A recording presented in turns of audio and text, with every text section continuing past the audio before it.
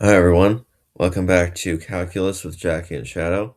Today we're going to be talking about how we can use something called the intermediate value theorem and look at some problems using this theorem.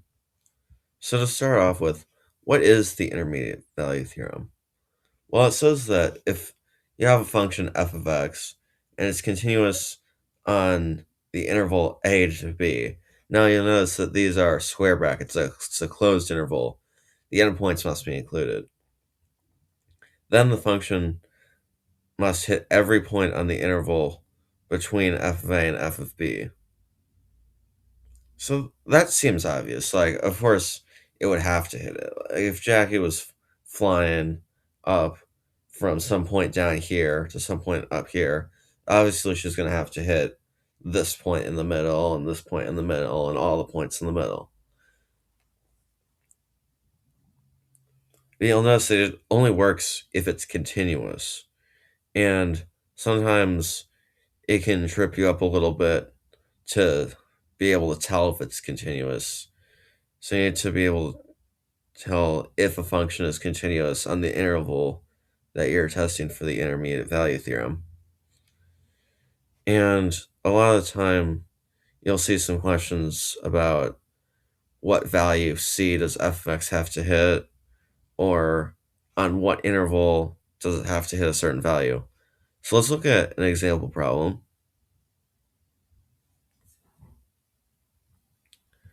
The flight of 4 eagles is described below. Which one of them must have hit y equals 5 sometimes in their flight?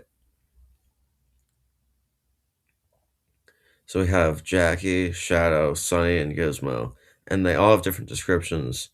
We want to find which one of them has to have hit y equals 5.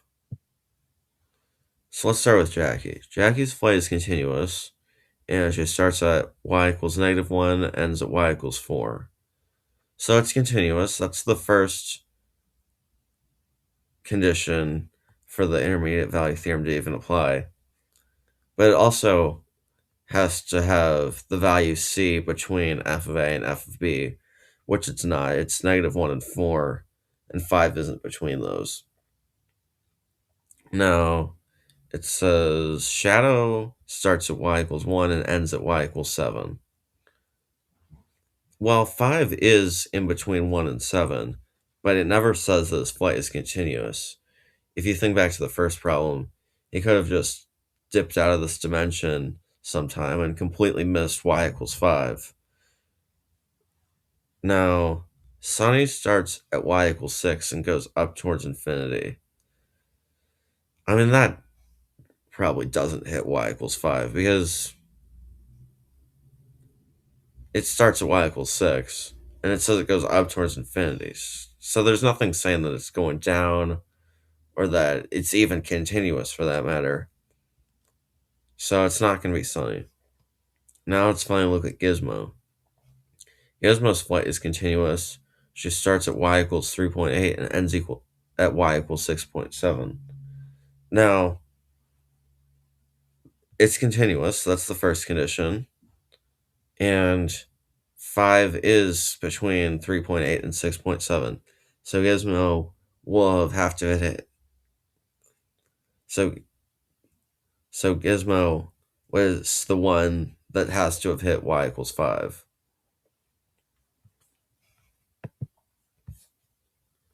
Now let's try a problem with a table. Shadow is flying on the graph of f of x. A table with some values of f of x is given below, along with some additional information about f of x. On what interval must Shadow have hit y equals 6? So we have this table, and we also have this description. It says that f of x is continuous on the open interval 0 to 5, and on the closed interval 20 to 25. Now it's important to know that the intermediate value theorem only applies on a closed interval, and I'll explain why that is the case later. I'll show you a counterexample. But f of x, this one, it seems like it should hit y equals 6 between 0 and 5 because it's going from 2 to 7. but it's an open interval, so it's not guaranteed. Now 20 to 25, it's a closed interval, and you start at 10 and at 5. So shadow must have hit y equals 6 because it's continuous on the closed interval, and 6 is between 10 and 5. And now to explain why shadow could have not hit y equals 6 on the interval 0 to 5. So we have 0, 2 and 5, 7 plotted on the graph.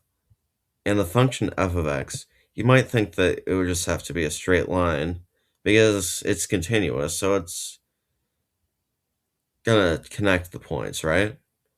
Well, that's not necessarily true. It would be true if it was a closed interval, but if it was an open interval, then it could look something like this, where it's continuous from 0 to 5, but it has a discontinuity at 5. It has this jump, and you can see it totally misses y equals 6. So that's it for today, and I'll see you next time.